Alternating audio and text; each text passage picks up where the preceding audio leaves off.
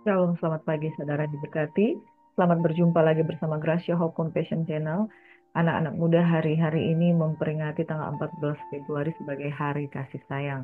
Saudara, kita tidak merayakan Hari Kasih Sayang hanya di tanggal 14 Februari, tetapi kita merayakan Hari Kasih Sayang setiap hari. Tetapi jika anak-anak muda banyak yang memaknai tanggal 14 Februari sebagai Hari Kasih Sayang, saya rindu untuk berbagi kebenaran firman Tuhan tentang kasih sayang.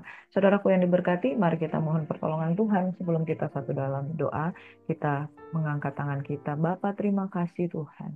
Engkau yang sudah menebus kami dan membawa kami di dalam keselamatan oleh karena salib dan pengorbananmu, sehingga Engkau bukan saja menebus tapi menghapus segala pelanggaran dan dosa kami. Sebab itu pagi hari ini kami mengangkat tangan, tanda kami berserah dalam kehidupan kami supaya Engkau Tuhan turun tangan. Ajar kami kebenaran firman-Mu, ajar kami untuk mengerti Tuhan arti dari kasih sayang menurut kacamata firman Tuhan, agar kami tidak menyimpang baik ke kanan atau ke kiri, tetapi jalan kami lurus di hadapan Tuhan. Di dalam nama Yesus berkati setiap anak-anak muda, setiap keluarga-keluarga, setiap kami yang akan mendengarkan firman-Mu dalam nama Yesus. Kami berucap syukur. Amin. Saudara, apa itu kasih sayang? Allah adalah kasih, dan jikalau kita tinggal di dalam Dia, maka kita hidup di dalam kasih. Jikalau kita tidak hidup di dalam kasih, berarti kita tidak tinggal di dalam Tuhan. Selamat merayakan hari Valentine's Day bagi yang merayakan, tapi percayalah bahwa kasih Tuhan sudah sempurna di dalam hidup kita. Itu sebabnya kita tidak mencari kasih sayang dari diri manusia. Di dalam 1 Yohanes 4 ayat 7 hingga ayat 12 kita akan belajar bersama tentang hari kasih sayang dalam terang firman Tuhan yang saya beri judul kasih sayang yang sejati. Nah, saudara yang diberkati, hari kasih sayang itu sering diidentikan dengan hadiah, ya. Tetapi sebagai orang percaya kita memahami kasih sejati itu berasal daripada Tuhan. Di dalam firman Tuhan berkata, di dalam ayat yang ke-7 hingga ayat yang ke-12 dari 1 Yohanes 4, saudara-saudaraku yang kekasih, marilah kita saling mengasihi. Sebab kasih berasal dari Allah, dan setiap orang yang mengasihi lahir dari Allah dan mengenal Allah. Barang siapa tidak mengasihi, ia tidak mengenal Allah. Sebab Allah adalah kasih. Dalam hal ini, kasih Allah dinyatakan di tengah-tengah kita, yaitu bahwa Allah telah mengutus anaknya yang tunggal ke dalam dunia supaya kita hidup olehnya. Inilah kasih itu. Bukan kita yang telah mengasihi Allah, tetapi Allah yang telah mengasihi kita dan yang telah mengutus anaknya sebagai pendamaian bagi dosa-dosa kita. Saudara-saudaraku yang kekasih, jikalau Allah sedemikian mengasihi kita, maka haruslah kita juga saling mengasihi. Tidak ada seorang pun yang pernah melihat Allah jika kita saling mengasihi. Allah tetap di dalam kita dan kasihnya sempurna di dalam kita. Saudara, what do you think about love?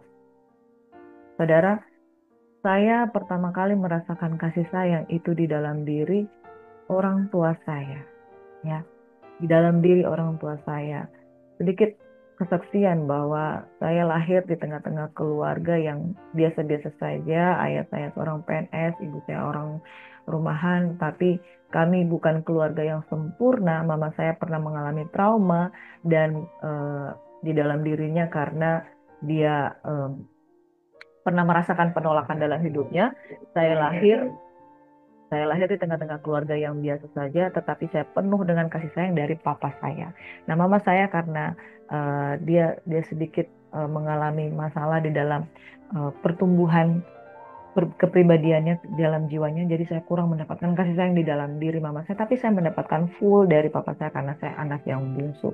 Jadi saudara, saya mengenal kasih itu pertama kali lewat papa saya, dan saya belum mengenal Yesus secara pribadi. Saya Kristen, saya Katolik, saya belum mengenal Yesus secara pribadi. Saya mengenal kasih itu dari papa saya. Saya merasa dilindungi, saya merasa dikasih, saya merasa di-provide oleh papa saya sampai saya sekolah, kuliah, saya merasa di-provide. Tapi ada momen di mana saya lose the love of my father. Itu ketika papa saya jatuh dalam dosa dan kemudian ada gap di dalam kami. Saya merasakan kosong, lalu saya mulai bergaul dengan eh, mendapat pacar. Dan saya merasakan, oh, dari pacar itu saya mendapatkan kasih sayang. Tetapi di sini pun saya mengenal bahwa kasih sayang manusia itu tidak sempurna. Saya merasakan apa itu yang namanya kehilangan kasih sayang karena patah hati. Jadi saudara, mengenal kasih sayang itu kita kadangkala mengenalnya lewat lingkungan sekitar kita. Saya mendapatkan yang pertama kali dari papa saya. Lalu saya kehilangan kasih sayang dari papa saya, dan saya mendapatkan kasih sayang dari uh, teman, ya, teman yang kemudian menjadi pacar saya. Tapi kemudian saya kehilangan kasih sayang itu. Lalu di sini saya sadar bahwa manusia itu memang betul membutuhkan yang namanya kasih sayang, betul membutuhkan namanya kasih sayang. Tetapi kalau kita percaya bahwa kasih sayang itu kita dapatkan dari manusia, kita tuh bakal kecewa. Ada yang namanya merasa ditinggalkan, patah hati, kita melihat mereka sebagai figur yang tidak memberikan kita fulfill, kita tidak bisa memfulfill hati kita dengan apa yang kita harapkan dari mereka. Nah, saudara, pada saat itu saya menyadari bahwa saya nggak bisa bersandar kepada manusia, kepada kasih sayang manusia. Saya menjaga hati saya bahwa kasih sayang sejati itu dari Tuhan. Lalu eh, di dalam hidup saya kemudian saya mengenal Tuhan secara pribadi, dan saya baru tahu bahwa kasih Tuhan dapat mengisi hati saya yang pernah saya mengharapkan kasih itu dari papa saya, dari pacar saya, dari manusia. Dan Tuhan memenuhi saya. Dan saya nggak ngerti bahwa setelah saya membuka hati saya untuk Tuhan, Tuhan mengisi hati saya bahwa Tuhan itu memenuhi kasih yang dibutuhkan oleh jiwa kita. Dan firman Tuhan mengingatkan kita pada pagi hari ini bahwa ayat 10, inilah kasih itu. Bukan kita yang telah mengasihi Allah, tetapi Allah yang telah mengasihi kita dan telah mengutus anaknya sebagai pendamaian bagi dosa-dosa kita. Saat saya menyadari kasih Tuhan, saya menyadari saya orang berdosa. Dan saat saya menyadari saya orang berdosa, saya nggak mau lepas dari kasih Tuhan. Satu hal bahwa kasih Tuhan itu nyata, saudara. Makanya kalau kita hidup di dunia ini tanpa pengenalan akan Tuhan, sebenarnya banyak orang yang pura-pura kuat. Banyak orang yang pura-pura kuat karena dia berjalan dengan kekuatannya sendiri. Saya mau mengingatkan kita semua, saudara, jangan kita terjebak dengan hari kasih sayang Valentine dan kita menyerahkan diri kepada kasih manusia. Untuk anak-anak muda, ini adalah kesempatan untuk kamu jangan menyerahkan dirimu kepada pacarmu, jangan menyerahkan dirimu kepada manusia, jangan menyerahkan dirimu kepada orang-orang yang sebetulnya kita tidak bisa mengandalkan manusia, karena firman Tuhan katakan terkutuklah orang yang mengandalkan manusia, menaruh harapan padanya. Nah, saudara yang diberkati, kalau saudara menaruh harapan saudara kepada Tuhan, saudara akan ditopang, saudara tidak akan kecewa. Di hari Valentine ini saya akan berdoa untuk anak-anak muda, jangan terjebak dengan mengharapkan kasih sayang dari laki-laki, kasih sayang dari manusia. Dan kemudian saudara tertipu, anak-anak gadis tertipu, dan kemudian jatuh di dalam dosa. Nah, saudaraku yang diberkati, di dalam ayat yang ke-7 dikatakan, marilah kita saling mengasihi sebab kasih itu berasal dari Allah. Kasih itu tidak berasal dari laki-laki, kasih itu tidak berasal dari manusia, kasih itu tidak berasal dari papa saya, kasih itu tidak berasal dari mama saya saja, tetapi kasih itu berasal dari Allah, dan setiap orang yang mengasihi lahir dari Allah dan mengenal Allah. Dan saudaraku, kenapa kita bisa kecewa kepada manusia? Manusia nggak bisa provide kasih, apalagi kalau mereka tidak lahir dari Allah. Nah, saya pernah punya pacar yang tidak takut akan Tuhan. Dia tidak mengenal Tuhan, makanya dia buat saya kecewa. Karena orang yang tidak lahir dari Allah, tidak mengasihi. Dan saya menikah dengan suami saya. Dia adalah seorang yang mengasihi Tuhan. Dan saya merasakan bahwa kalau orang mengasihi Allah, maka dia juga akan mengasihi pasangannya. Setiap orang yang mengasihi lahir dari Allah dan mengenal Allah. Makanya saudara, pesan bagi anak-anak muda, jikalau engkau memilih pasangan hidup yang tidak mengenal Allah, saudara harus siap merasakan kekosongan di dalam hati saudara, karena tidak ada kasih yang lahir di luar Tuhan. Setiap orang yang mengasihi itu lahir dari Allah, dan barang siapa lahir dari Allah, dia pasti mengasihi. Barang siapa tidak mengasihi karena ia tidak mengenal Allah, sebab Allah adalah kasih. Saya pernah merasakan satu hubungan dengan seorang yang saya sebut pacar, tapi karena dia tidak mengenal Allah, oleh sebab itu tidak ada kasih di dalam hubungan kami. Itu sebabnya saya mengalami yang namanya kekecewaan. Tetapi ketika saya lari kepada Tuhan, Tuhan mengasihi saya. Dan saya berdoa, saya minta pasangan hidup dari Tuhan. Dan pasangan hidup yang daripada Tuhan yang punya kasih Allah, dia akan bisa mengasihi saudara di dalam suatu ikatan pernikahan yang menjaga kekudusan, yang menjaga satu hubungan. Karena saudara, bahaya kalau hari ini aku berkata kepadamu anak-anak muda, jikalau engkau memilih pasangan yang tidak mengenal Allah, dia tidak akan mungkin mengasihi saudara. Sebab barang siapa mengasihi Allah, dia akan mengasihi engkau. Barang siapa tidak mengasihi, ya tidak mengenal Allah. Allah adalah kasih. Kalau engkau mengharapkan kasih, carilah pasangan hidup yang lahir dari Allah. Yang lahir baru, yang mengenal Tuhan, yang menjaga hubungannya dengan Tuhan. Jangan sia-siakan hidupmu dengan satu hari-hari kasih sayang, lalu engkau memberikan hidupmu kepada orang yang tidak mengenal Tuhan. Dalam hal inilah kasih Allah dinyatakan di tengah-tengah kita, yaitu bahwa Allah telah mengutus anaknya yang tunggal ke dalam dunia supaya kita hidup olehnya. Inilah kasih itu. Bukan kita yang telah mengasihi Allah, tetapi Allah yang telah mengasihi kita dan telah mengutus anaknya sebagai pendamaian bagi dosa-dosa kita. Saudara, ketika Yesus diberikan sebagai penebus dosa kita, itu menunjukkan bahwa Tuhan itu nggak tanggung-tanggung kalau mau mengasihi kita. Nyawa anaknya pun, nyawanya sendiri pun dia berikan bagi kita. Dan dia yang lebih dulu mengasihi kita. Yohanes 15 ayat 16, bukan kamu yang memilih aku yang memilih kamu. Saudara yang kekasih, jika Allah sedemikian mengasihi kita, maka haruslah kita juga saling mengasihi. Saudara, kita sudah dikasihi, berikanlah kasih itu dengan cuma-cuma. Dan tidak ada seorang pun yang pernah melihat Allah. Jika kita saling mengasihi, Allah tetap ada di dalam kita dan kasihnya sempurna di dalam kita. Karena kita tidak pernah melihat Allah, kita bisa melihat wujud Allah di dalam diri orang-orang yang saling mengasihi. Amin. Bapak, Ibu, Saudaraku, firman Tuhan mengingatkan kita pada pagi hari ini. Kasih bukan sekedar kata-kata atau hadiah. Tapi kita tidak melihat Allah. Tetapi orang yang mencerminkan karakter Allah, menunjukkan bahwa Allah dapat dilihat lewat perbuatannya. Yang pertama, kasih yang sejati berasal dari Allah. Yohanes 15 ayat 13, kasih sejati ditunjukkan dengan pengorbanan seperti Yesus di kayu salib. Pengorbanan itu bukan sekedar memberikan kamu coklat, silver queen pada hari ini, tapi pengorbananmu itu dengan ketika engkau pacaran. Pacarmu yang baik akan menjaga kekudusanmu. Pacarmu yang baik tidak akan merenggut apa yang menjadi kesucian dan kekudusanmu. Pacar yang baik akan berkorban seluruh hidupnya untuk kemudian dia akan kerja buat kamu, dia akan hidup buat kamu, dia akan memberikan segalanya buat kamu. Contohnya itu harus dilihat dari contoh Yesus. Di dalam Yohanes 15 ayat 13, kasih sejati ditunjukkan dengan pengorbanan. Yesus mati di kayu salib. Nah, saudara, kalau saudara punya hubungan dengan pasangan hidup saudara, dia tidak pernah mau berkorban buat saudara. Kasih yang ditunjukkannya itu bukan berasal dari Allah. Yang kedua, kasih itu mengorbankan diri. Yang ketiga, Efesus 4 ayat 32, kasih itu tidak kepahitan. Kasih itu mengampuni, kasih itu harus saling memberi. Nah, saudara, kalau saudara katakan, anak-anak muda yang masih pacaran, saudara sayang tapi bertengkar terus tiap hari, dan kebencian menguasai kehidupan saudara, penuh kecemburuan, itu nggak benar. Tidak ada Tuhan di dalam hubungan saudara. Kasih sejati mengampuni kesalahan orang lain sebagaimana Allah telah mengampuni. Kasih yang sejati pasti mengampuni. Yang keempat, saudara, kasih Tuhan diberikan kepada kita tanpa syarat. Kalau kasih diberikan tanpa syarat, itu adalah kasih yang sejati. Saat kita masih berdosa, Tuhan sudah menebus dan mengasihi kita. Kasih Tuhan diberikan kepada kita tanpa syarat bahkan saat kita masih berdosa. Amin. Kasih yang sejati tak bersyarat. Kasih yang sejati tidak mengatakan begini, kalau kamu sayang sama aku, kamu memberikan segalanya bagiku. Enggak seperti itu, saudara. Jaga hidupmu, anak-anak muda. Ada 7 perkataan Yesus yang saya mau bagikan kepada saudara yang menunjukkan bahwa kasih yang sejati itu ditunjukkan dengan kasih Tuhan. Ketika Yesus ada di kayu salib, dia berkata, "Ya Bapa, ampunilah mereka." Dia berkata kepada orang-orang yang menganiaya dia, "Ya Bapa, ampunilah mereka sebab mereka tidak tahu apa yang mereka perbuat."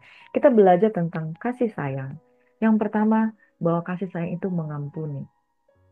Yesus mengajarkan itu tentang kasih, saudara. Bagaimana hubungan-hubunganmu di dunia ini? Apakah engkau mengampuni dengan your parents, your daughter, your son, your friend, ya, your office friend? Sesungguhnya hari ini juga engkau akan ada bersama-sama dengan aku di dalam Firdaus. Saudara, kerinduan Tuhan, kasih sayang Tuhan adalah menukar, ya, posisi dia menanggung dosamu supaya kamu masuk di dalam kerajaannya. Ada pengorbanan yang luar biasa, saudara. Jadi kalau kita memahami hari kasih sayang hanya sekedar mendapat tukar-menukar coklat, lalu pacarmu itu tidak mau berkorban, bahkan merugikan engkau, merenggut sesuatu yang mulia dari dalam hidupmu, itu bukan kasih sayang, itu harus bertobat. Yang pertama, kasih berbicara tentang pengampunan. Yang kedua, kasih berbicara tentang Yesus menukar nyawanya untuk berkorban, memberikan segalanya, untuk memberikan yang terbaik bagi kita di Firdaus. Bagaimana dengan hubungan-hubungan saudara? Apakah saudara menginginkan yang terbaik buat pasangan saudara? Yang ketiga, ibu, inilah anakmu. Ini menunjukkan bahwa kasih Tuhan menunjukkan relationship, ya, hubungan antara ibu dengan anak, hubungan antara bapak dengan anak, hubungan antara suami dengan istri. Itu ada hubungan yang interaksi satu dengan yang lain. Manusia adalah makhluk sosial. Tetapi kalau saudara memiliki hubungan tapi tidak pernah ada quality time, tidak pernah ada eh, affirmation, ya, kata-kata penguatan, tidak pernah ada physical touch, ya, tidak pernah ada gift, saudara, juga tidak pernah ada melayani, tidak ada relationship, itu bukan kasih, saudara. Kasih itu memiliki 5 bahasa kasih. Word of affirmation, service yaitu melayani, quality time, saudara, physical touch, dan juga kata-kata pujian, kata-kata melayani, dan juga banyak hal bahasa-bahasa kasih yang bisa kita berikan. Ibu, inilah anakmu, menunjukkan satu relationship yang begitu kuat antara Yesus dengan Maria, antara Yesus dengan kita, antara engkau dengan sesamamu manusia. Allahku, Allahku, mengapakah engkau meninggalkan aku? Bahwa sesungguhnya seolah-olah Yesus itu seketika waktunya berpisah dari Bapa di surga untuk engkau dan saya. Ini kita harus mengingatnya bahwa Yesus sudah menukar yang paling berharga di dalam dirinya supaya kita itu masuk dalam satu hubungan. Di dalam hubungan yang Bapa tidak akan pernah meninggalkan kita. Yang kelima, bahasa perkataan Yesus di kayu salib yang berkata, aku haus, dan dia hendak meminta minum pada waktu itu. Saudara, perkataan ini menunjukkan bahwa ada satu kerinduan Tuhan untuk selalu bangun hubungan. Setelah Yesus berkemenangan, maka terjadilah yang dikatakan seperti ini. Dari dalam hati orang haus akan mengalir aliran-aliran air hidup. Karena dia sudah mengalami rasa haus itu, maka kita yang haus itu dipulihkan. Seorang perempuan Samaria yang bertemu Yesus di dalam Yohanes 4, Tuhan sudah berkata tentang itu bahwa kamu tidak akan lagi menyembah di gunung-gunung, tapi kamu akan menyembah dalam roh dan kebenaran. Datang kepadaku, maka aku akan memberikan air minum yang tidak akan membuat engkau haus lagi. Waktu Yesus berkata di atas kayu salib, aku haus, dia sudah menyelesaikan rasa haus itu di kayu salib. Dan tiba saatnya, saudara, tidak ada lagi istilah kamu itu haus kasih sayang. Tuhan akan penuhkan engkau. Jangan mengiba-iba minta kasih sayang kepada laki-laki yang meninggalkan kamu di hari kasih sayang ini. Lalu engkau menjual harga dirimu, saudara. Tuhan sudah penuhkan kasih sayangnya bagi kita. Ketika dia ada di kayu salib, dia haus. Tapi setelah dia naik ke surga, dia sudah memenuhkan kita. Tidak lagi haus lagi. Ya Bapa, ke dalam tanganmu kuserahkan nyawaku. Pemberian diri adalah kasih yang terbesar. Yang ketujuh, sudah selesai saudara. Kasih sayang Tuhan sudah diselesaikan di atas kayu salib. Ini saatnya kamu menikmatinya, kamu mensyukurinya. Kamu nggak cari-cari kasih sayang, menghibah-hibah kasih sayang kepada manusia. Tuhan sudah menyelesaikan bagimu. Hiduplah sebagai orang yang confident. Hiduplah sebagai orang yang penuh. Hiduplah sebagai orang yang dikasihi. Bukan sebagai orang yang mengemis-ngemis kasih dari manusia. Tapi engkau sudah dipenuhkan di dalam Tuhan. Kasih sayang bukan hanya sekedar perayaan, saudara, tapi gaya hidup mencerminkan kasih Kristus di dalam tindakan nyata. Itulah kesimpulan dari firman Tuhan ini. Dan aplikasinya dalam hidup sehari-hari, mari mengasihi sesama tanpa pamrih, karena Yesus sudah memberikan terlebih dahulu bagi kita. Mari memberikan perhatian kepada yang membutuhkan. Mari kita mengampuni dengan tulus, karena Tuhan sudah mengampuni orang yang berbuat jahat kepadanya.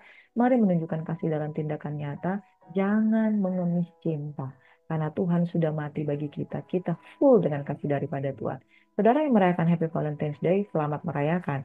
Tapi ketahuilah bahwa kasih Tuhan itu kita rayakan bukan hanya di hari Valentine's Day. Dan hari Valentine's Day itu kan ciptaan manusia. Yang paling benar adalah seperti ini, saudara. Bahwa Yesus sudah mati bagi kita. Sadari itu, saudara, maka saudara tidak akan mengemis cinta kepada manusia. Saudara akan mengalami bahwa aku penuh di dalam Tuhan. Aku tidak haus lagi. Sudah selesai. Di dalam tangan Tuhan sudah diserahkan nyawanya, dan Nyawanya diserahkan bagi kita, engkau dan saya penuh, tidak kekurangan apapun. Mari kita berdoa dalam doa. Bapa, kami percaya kami dipenuhkan dalam kasih Tuhan. Kami tidak mengemis kepada manusia, bahkan kami tidak mengandalkan manusia. Kami tinggal merasa penuh di dalam Tuhan dan kami mengaplikasikan kasih itu kepada sesama kami. Mengampuni, mengasihi, dan barang siapa ada di dalam Tuhan, dia pasti mengasihi. Terima kasih Bapa di surga, Engkau memberikan kami kesehatan, kekuatan, kesembuhan bagi semua orang yang berharap kepada Tuhan. Kami percaya Engkau Tuhan yang dapat diandalkan. Dalam nama Yesus, Tuhan Yesus memberkati bagi kami semuanya.